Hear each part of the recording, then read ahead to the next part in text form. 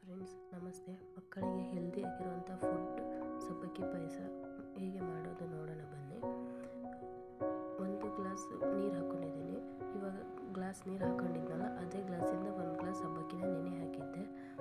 ಮುಂಚೆನೇ 1 ಗಂಟೆ ಸಬ್ಬಕ್ಕಿನ ನೆನೆ ಹಾಕಬೇಕು. ಮೀನ್ಸ್ ನೆನೆದರೆ ಪಾಪುಗೆ ತಿನ್ಸೋಕ್ಕೆ ಚೆನ್ನಾಗಿ, ಬೇಬಿಸಿಗೆಲ್ಲ ತಿನ್ಸೋಕ್ಕೆ ಚೆನ್ನಾಗಿರುತ್ತೆ. ಅದು ನೀರು ಕುದೀತಾ ಇದ್ದೆ, ನೆನೆಸಿಟ್ಟಿರುವಂತಹ ಸಬ್ಬಕ್ಕಿನ ಹಾಕೋಣ.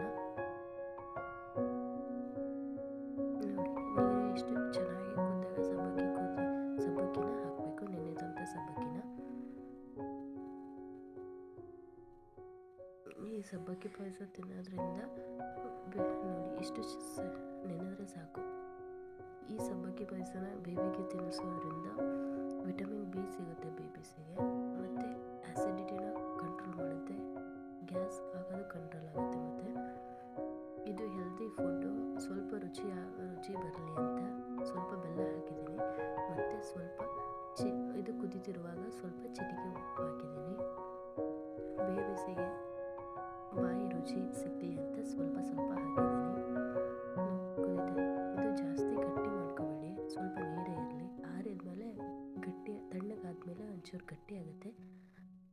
ಚಿಕ್ಕ ಪಾಪುಗೆ ಅಂದರೆ 6 ಮಂತ್ ಪ್ಲಸ್ ಬೇಬಿ ತಿನ್ನಿಸ್ಬೇಕು ಅಂದರೆ ಇದನ್ನ